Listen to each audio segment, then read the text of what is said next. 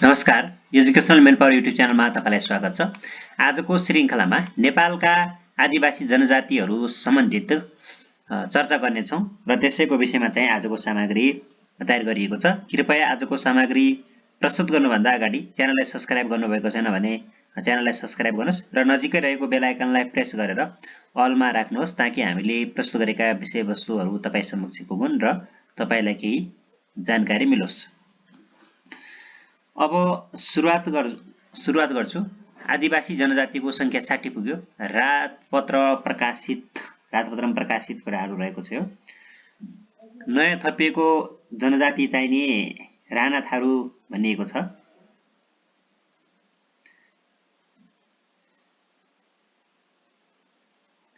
त्यसैगरी मन्त्री परिषदको निर्णय 2076 माघ 20 गते, राजपत्रमा प्रकाशित 2077 जेठ 5 गते, आदिवासी जनजाति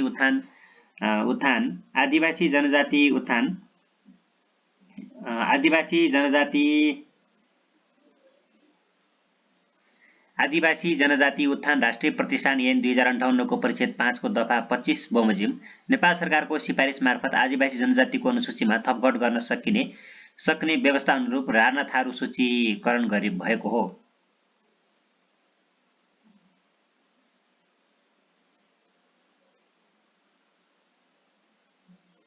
त्यसैगरी आदिवासी जनजाति उत्थान राष्ट्रिय प्रतिष्ठान ऐन 2058 ले 59 जातिलाई आदिवासी जनजाति परिभाषित गरेको थियो। आदिवासी जनजातिको उत्थान प्रतिष्ठान ऐन 2058 ले अनुसूचित गरेको 59 वटा जाति आदिवासी जनजातिहरू है त। अब कर्मसंख्या वर्गीकृत समूह आदिवासी जनजाति संख्या नेवारी थकाली 2 संख्या भयो।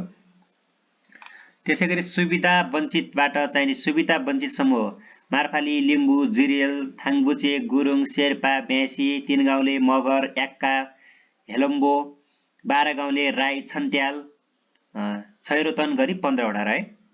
त्यसै गरेर सीमान्तकृत समूह सुनवार, राजवंशी, ताजपुरिया, मुगौली, थारू, गनगाई, पहारी, लार्खे, तामाङ, धिमाल, तोप्केगोला, लोहोपा, भुजेल, भोटे, डोल्पो, दुरा, कोमाल, दराई अनि वालुङ फेरि राणा थारू गरी 21 वटा है त।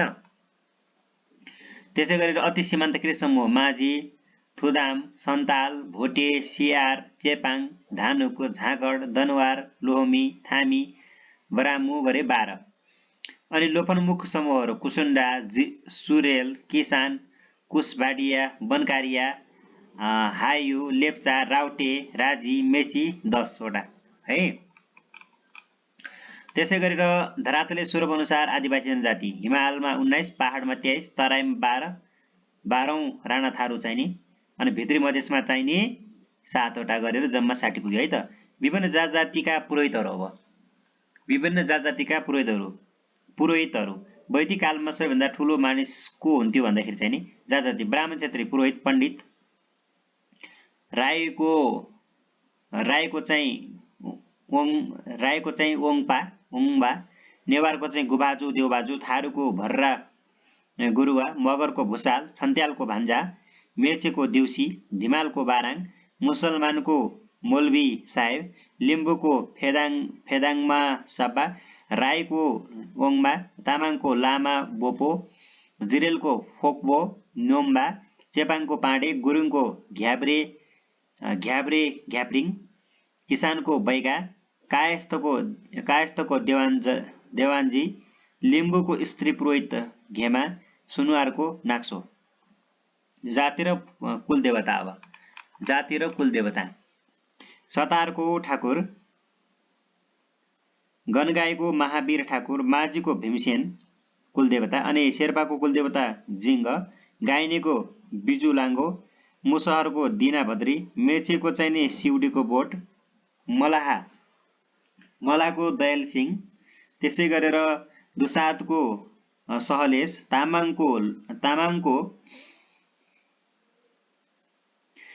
तामाङको लोहा, थारूको देवबागन इष्टदेवता घोडा, कर्णाली अञ्चलका खस जातिको मस्टो, मतवाली क्षेत्रीको महता, लेप्चाको चाहिँ इष्टदेवता कञ्चनजङ्घा है त। कुन जातिको कुल कुल इष्ट देवतालाई के भनिन्छ? मेचेको इष्ट देवता नदी, लिम्बूको इष्ट देवता इमासङ। यो रह्यो है। त्यसैगरी लेप्चाको इष्ट देवता कञ्चनजङ्घा, धुलिखेलको इष्ट देवता लाङ्गा, थारूको इष्ट देवता घोडा। अब भाषा सम्बन्धमा है।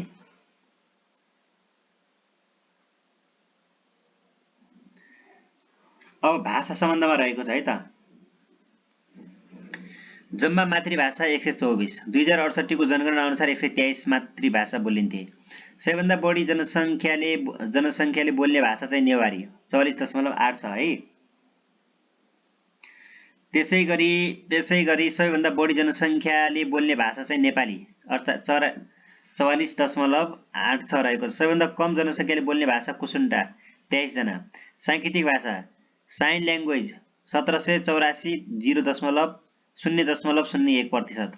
नोट 2068 को जनगणना अनुसार 123 वटा मातृभाषा मध्ये 12 वटा विदेशी भाषा बोल्ने व्यक्तिको संख्या न्यून भएकाले अन्य भाषा अन्तर्गत समावेश गरी अहिले नयाँ थप भएका 13 वटा समेत गर्दा जम्मा 124 वटा मातृभाषा कायम है। अब त्यसैगरी अर्को हेरौँ, सबैभन्दा धेरै जनसङ्ख्या भएका 10 भाषाहरू, सबैभन्दा कम जनसङ्ख्या भएका 10 भाषाका र सबैभन्दा बढी भएका है त। अब सबैभन्दा धेरै र कम। अब धेरैको हेरौँ, धेरैमा नेपालीको छ सबभन्दा बढी। नेपालीमा चाहिँ नि 13,84,000, एकचोटि फेरि एकपटक हेरौँ, 1,30,84,457 रहेछ, 44.8 छ। त्यसैगरी हामीले अरू हेर्ने हो भने यहाँ मैथिली छ। मैथिली चाहिँ 32, मैथिलीको हेरौँ, मैथिलीमा चाहिँ नि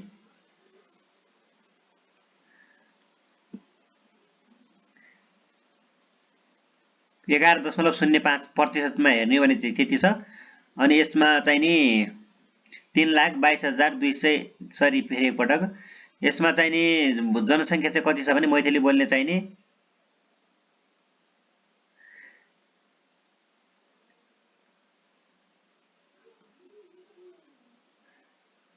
32,22,389 जना करिब रहेछ। त्यसैगरी सबैभन्दा धेरै भयो भोजपुरी छ। त्यसपछि भोजपुरी पनि यहाँ धेरै देखिएको छ। भोजपुरीको चाहिँ नि 18,20,795 रहेको छ। प्रतिशतमा हेर्ने हो भनेपछि फेरि 6.24% रहेको छ है। त्यसैगरी थारूको, अब यो थारूमा पनि देखाएको छ। यो थारूमा चाहिँ नि विशेष गरेर 17,14,091 भनेको छ। थारूमा चाहिँ प्रतिशतमा हेर्ने हो भनेपछि यसको चाहिँ नि प्रतिशतमा हेर्ने हो भने 5.88 छ। तामाङमा चाहिँ नि छ। त्यसपछि तामाङमा पनि 14,23,075 जना चाहिँ नि रहेछन्। 4.88% मा हेर्ने हो भने चाहिँ नेपालका सबैभन्दा धेरै जनसङ्ख्या भएका भाषाहरू के। अब कुसुन्डा सबभन्दा कम चाहिँ कुसुन्डा छ, 13 मात्रै छ, 13 जना कुसुन्डा है। त्यसपछि वनकरिया भन्ने छ, 86 जना मात्रै छन्। साम भाषा बोल्ने चाहिँ 106 जना छन्। हरियानी भन्ने चाहिँ 114 जना मात्रै छन्। साधनी भन्ने चाहिँ एउटा 122 जना भेटियो है त। त्यसै गरेर भाषा भन्नाले के बुझिन्छ भन्दाखेरि अभिव्यक्तिको माध्यम भन्ने हुन्छ। नेपाली भाषाको जननी भाषा र उद्गम स्थल। नेपाली भाषाको जननी भाषा भनेर कुन भाषालाई चिनिन्छ? संस्कृत। विश्वको पुरानो भाषा कुन हो? संस्कृत। नेपाली भाषाको उद्गम स्थल कुन ठाउँलाई मानिन्छ? सिंजा कर्णाली जुम्लाको। त्यसै गरेर नेपाली भाषाको उद्गम स्थल सिंजालाई मानिन्छ भने नेपाली भाषाको सर्वप्रथम रूपमा प्रयोग मान्यता र स्थान है त। अब नेपाली भाषाले प्रशासनिक भाषाको रूपमा नेपाली भाषाले प्रशासनिक भाषाको स्थान रूपमा कहिलेदेखि पाउन थाल्यो भन्दाखेरि नेपाल एकीकरणदेखि भनेको छ। कानुनी रूपमा खस भाषाले राष्ट्रभाषाको रूपमा मान्यता कहिलेदेखि पायो? विक्रमसम्म 2015 देखि। नेपाली भाषाको वर्ण व्याकरण र शब्द भण्डारण कहिलेदेखि परिवर्तन हुन थाल्यो? गोरखापत्रको प्रकाशनपछि।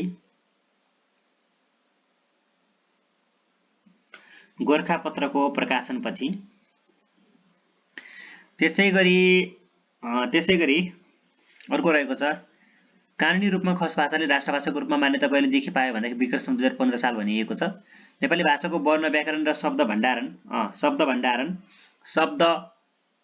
शब्द भण्डारण कहिलेदेखि परिवर्तन हुन थाल्यो भन्दाखेरि गोरखापत्रको प्रकाशनपछि। नेपालमा साहित्यिक तथा भाषिक उत्थानका सम्बन्धमा आधुनिक संस्थागत विकास कहिलेदेखि हुन थाल्यो भन्दाखेरि चाहिँ विक्रम 2007 सालदेखि। नेपाली भाषाको विकास क्रमलाई 3 भागमा विभाजन गरिएको छ। 3 भागमा नेपाली भाषाको प्राचीन काल भनेर कुन समयलाई चिनिन्छ भन्दाखेरि 11औं देखि 15औं शताब्दीलाई। नेपाली भाषाको माध्यमिक काल भनेर कुन समयलाई चिनिन्छ भन्दाखेरि 16औं देखि 18औं शताब्दी। नेपाली भाषाको आधुनिक काल भनेर कुन समयलाई चिनिन्छ 1958 गोरखापत्रको प्रकाशनदेखि हालसम्म। नेपाली भाषाको प्राचीन अभिलेख र ताम्रपत्र भनेको छ। हालसम्म पत्ता लागेको नेपाली भाषाको पहिलो प्राचीन अभिलेख कुनलाई मानिन्छ भन्दाखेरि 1038 को राजा धामुपालको समयको अभिलेख भनेको छ। प्राचीन नेपाली भाषाको दोस्रो नमुना कुनलाई मानिन्छ भन्दाखेरि चाहिँ सङ्गाम मल्लको विक्रम सम्वत 1914 को अभिलेख भनेको छ। नेपाली भाषाको पहिलो ताम्रपत्र कुन हो? हुम्ला जिल्लाको रेलिङ गुम्बामा सिजामा खस राजा अशोक चल्लले विक्रम सम्वत 1312 मा लेखेको ताम्रपत्र भन्छ। नेपाली भाषा र नेपाल र भारतको संविधानमा नेपाली भाषालाई भारतको संविधानको कतिऔं अनुसूचीमा राखिएको छ? 8 अनुसूचीमा राखिएको छ। नेपालको संविधानको कुन भाग र धारामा भाषा सम्बन्धी व्यवस्था गरेको छ? भाग 1 को धारा 6 र 7 मा भनेको छ। भाग 1 को धारा 6 र 7 मा। विश्वमा नेपाली भाषा स्थान विश्व भाषामा नेपाली भाषाको स्थान कतिऔं स्थानमा रहेको छ? 36औं स्थानमा। विविध भाषाको अर्थ नेपालको राष्ट्रभाषा भन्नाले के बुझिन्छ? नेपालमा बोलिने सबै मातृभाषा। मानक भाषा भन्नाले के बुझिन्छ? शिक्षित समुदाय रेडियो वा टेलिभिजनले प्रयोग गर्ने भाषा। नेपाली भाषाका विविध सन्दर्भमा को पहिलो भनेको छ? सर्वप्रथम नेपाली भाषालाई राजभाषाका रूपमा प्रयोग गर्ने व्यक्ति को हुन्? नागराज। नेपालको भाषिक एकीकरणको श्रेय कसलाई जान्छ? भानुभक्त आचार्य। भाषिक एकीकरणको श्रेय भानुभक्त आचार्य जान्छ भने नेपाली भाषाको भाषाशास्त्रीय अध्ययन गर्ने पहिलो विद्वान को हुन्? जोन वेम्स। नेपाली भाषाको व्याकरण लेखनमा कलम चलाउने प्रथम विदेशी विद्वान को हुन् भन्दाखेरि चाहिँ जेएन एटन। नेपाली भाषामा व्याकरण लेख्ने पहिलो नेपाली साहित्यकार को हुन्? वीरेन्द्र केशरी अर्ज्याल। नेपालमै प्रकाशित पहिलो व्याकरण प्राकृतिक व्याकरण विक्रम सम्वत 1969 लेख्ने को हुन् भन्दाखेरि शिक्षाप्रेमी जय पृथ्वीबहादुर सिंह। केही भाषिक आन्दोलन राममणि आदिले हलन्त बहिष्कार नामक भाषिक आन्दोलन कहिले चलाएका थिए? विक्रम सम्वत 1965।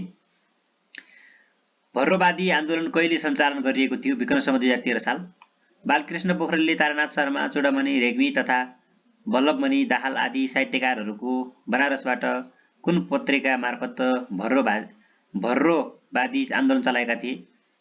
त्यसैगरी नौलो पाइला भन्ने। भर्रोवादी आन्दोलनको मुख्य उद्देश्य के हो? विदेशी तथा अन्य भाषाहरूबाट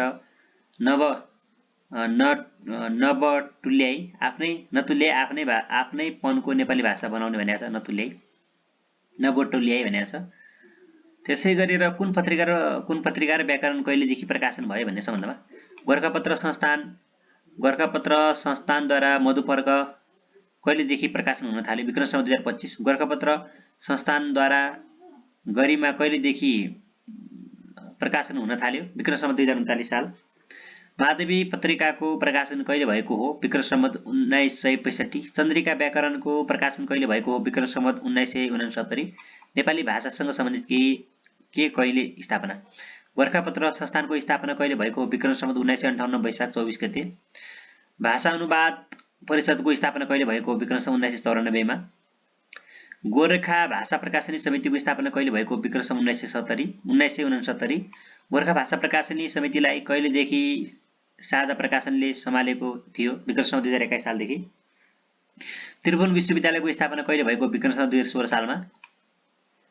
नेपाली भाषाका सन्दर्भमा है त अब नेपाली भाषाको सन्दर्भमा भएका विविध निर्णयहरू अब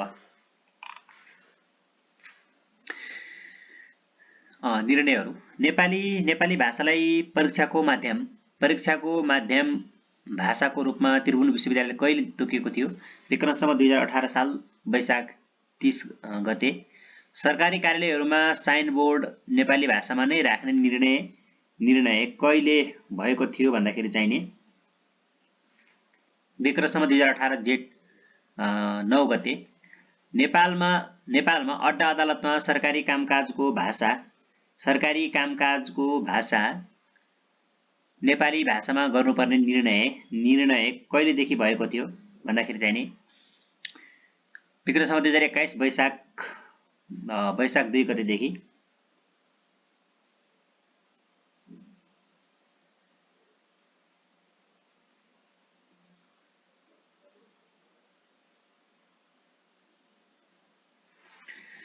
नेपाली भाषाका विविध प्रथम पत्रिका एवं पुस्तक भनेको छ। नेपाली भाषाको प्रथम दैनिक पत्रिका कुन हो? आवाज। नेपालमा नै प्रकाशित नेपाली भाषाको पहिलो पत्रिका कुन हो? स्वतसागर। नेपाली भाषाको पहिलो पत्रिका कुन हो? गोरखा भारत जीवन। नेपाली भाषाको पहिलो पत्रिका भन्यो भने चाहिँ गोरखा भारत जीवन हुन्छ। नेपाली भाषाको प्रथम पत्रिका भन्यो भने आवाज हुन्छ। दैनिक पत्रिका भन्यो भने प्रथम दैनिक पत्रिका। अब त्यसै गरेर गोरखा भारत जीवन बनारसबाट प्रकाशित। नेपाली भाषाको सर्वप्राचीन पुस्तक कुन हो? महाभारत विराट पर्व। विश्वका भाषा परिवार। विश्वमा कति भाषा परिवार छन्? 4। भारोपली, भोटबर्मेली, आग्नेय र द्रविड। भारोपली। संसारमा सबभन्दा बढी विस्तार भएको भाषा परिवार कुन हो? भारोपली भाषा परिवार। भारोपली शब्द कुन शब्दको संयोजनबाट भएको मानिन्छ? भारतेली र युरोपेली शब्द। अंग्रेजी, फ्रेन्च, जर्मन, रसियन आदि संसारका प्रसिद्ध भाषाहरू कुन भाषा परिवार अन्तर्गत पर्दछन्? भारोपली भाषा परिवार अन्तर्गत पर्दछन्। नेपालमा बोलिने नेपाली, मैथिली, भोजपुरी, थारू, कुमाल, दराई, दनुवार, माझी, भोटे, ताजपुरिया आदि भाषा कुन भाषा परिवारका अन्तर्गत पर्दछन्? भारोपली भाषा अन्तर्गत पर्दछन्। भारोपली भाषा परिवारलाई कति भागमा विभाजन गरिएको छ? 2, सतम र केन्तुम गरी। त्यसै गरी अर्को रहेको छ यहाँ सतम वर्गभित्र पर्ने 4 शाखाहरू अल्बानिया, बाल्टोनी, इस्लामो,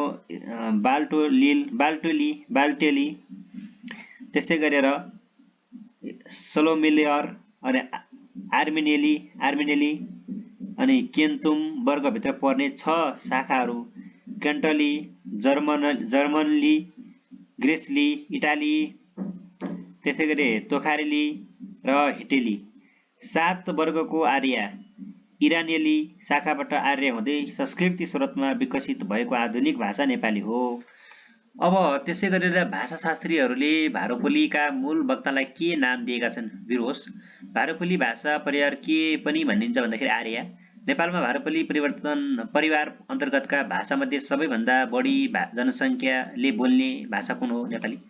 भोटबर्मेली। अब यहाँ भोटबर्मेलीको बारेमा भारोपली पछिको सबभन्दा ठूलो भाषा परिवार कुन हो भन्दाखेरि भोटबर्मेली अर्थात्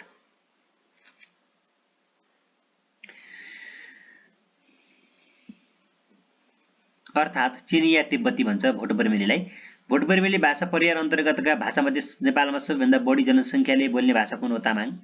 भोटबर्मेली भाषालाई जातिको भाषा कुन जातिको भाषा पनि भनिन्छ भन्दाखेरि मङ्गोल जातिको।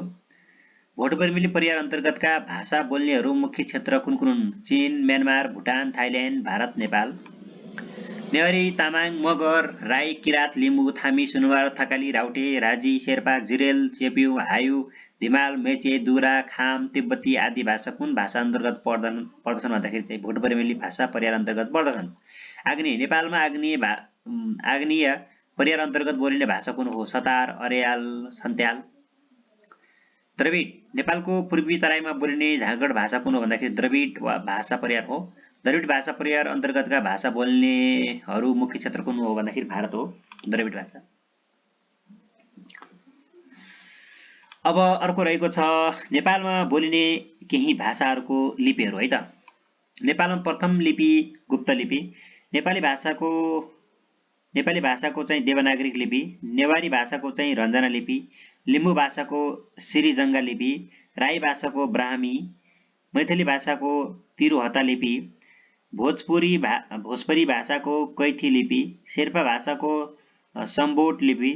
तामाङ भाषाको तमहिङ लिपि। सतार भाषाको अल्चाचेकी लिपि। अलाचेकी लिपि सतार भाषाको। लेप्चा भाषाको चाहिँ रोङ लिपि, मगर भाषाको चाहिँ अखा लिपि भनेको छ है त। त्यसैगरी अब साहित्य सम्बन्धी हामी अर्को श्रृङ्खलामा प्रस्तुत गर्नेछौँ। आजको श्रृङ्खलाबाट बिदा हुन्छु। नमस्कार।